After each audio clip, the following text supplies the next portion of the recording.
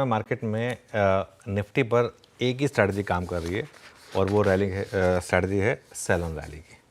और एक चीज़ और, सेल ऑन रैली लेकिन सिर्फ इंटरडे बेसिस पर। पोजीशन आप उसको कैरी नहीं कर सकते क्योंकि दिक्कत क्या होती है ना, किसी भी दिन बड़ा गैप अप हो सकता है मार्केट में, कोई अच्छा नंबर आ जाए, कुछ हो जाए। तो इसके लिए तो जब तक ये काम कर रही है तब तक इसी पर रहिए। मार्केट में कभी भी एक शॉर्ट कवरिंग ड्यू है, वो आ सकती है। उसको अगर आप कैच कर लेंगे तो उसमें भी बड़ा पैसा बनेगा क्योंकि वो कॉन्ट्रा ट्रेड होगी और कॉन्ट्रा ट्रेड में बहुत बड़ा पैसा बनता है अगर आप उसको सही टाइम पे आइडेंटिफाई कर लें तो इसके लिए क्या करें, शॉर्ट ट्रेड्स लें, लेकिन शॉर्ट ट्रेड्स में एक स्टॉप लॉस रखें 500 पॉइंट का। 500 पॉइंट का एक स्टॉप लॉस रखें क्योंकि 500 पॉइंट से ज़्यादा अगर मार्केट एकदम चलने लगा तो शॉर्ट कवरिंग थोड़ी बड़ी हो सकती है। तो इसके लिए लेकिन लेवल्स के हिसाब से कल एक बड़ा लेवल टूटा है आशीष। कल हमने 24,500 तोड़ दिया। 24,568 वो अक्टूबर का लो था, plus 20 week exponential moving average था।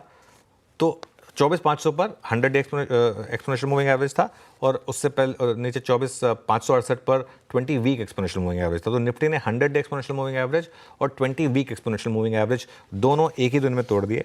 अगला बड़ा सपोर्ट पता है अब आपको कहाँ पर है? यहाँ पर सिर्फ लेवल के हिसाब से अगर आप देखें, यहाँ से 1000 पॉइंट नीचे 23,400 पर 200 डे सिंपल मूविंग एवरेज।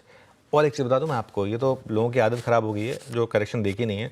2003 से 7 की बुल मार्केट में मैंने 3-4 ऐसे मौके देखे थे जिसमें निफ्टी 200 डे मूविंग एवरेज के नीचे गया था और वहाँ से फिर बाउंस बैक किया था। लेकिन अब तो आजकल हर छोटी करेक्शन पर लोगों को डर लगता है। खैर एनीवे, उससे पहले बीच में एक 24,000 का भी एक सपोर्ट है। लेकिन आज मैं ना ये नहीं कहूँगा कि इस लेवल पे बेचें, उसका कोई मतलब नहीं है। स्क्रीन देखें, स्क्रीन देख कर डिसाइड करें।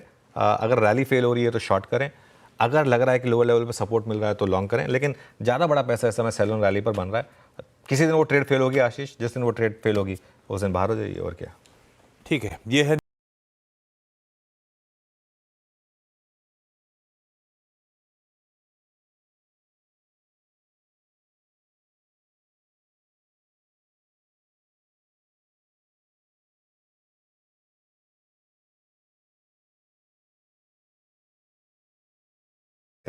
निफ्टी बैंक अब तक एक शेड बेटर था हाँ।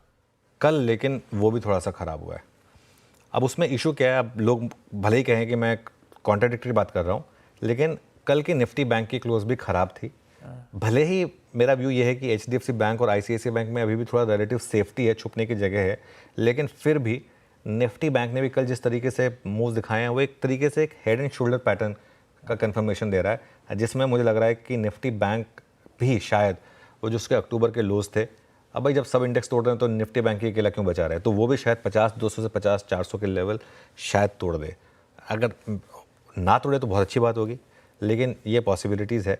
और बैंक निफ्टी पर 200 डे मूविंग एवरेज है करीब करीब 49,400 पर।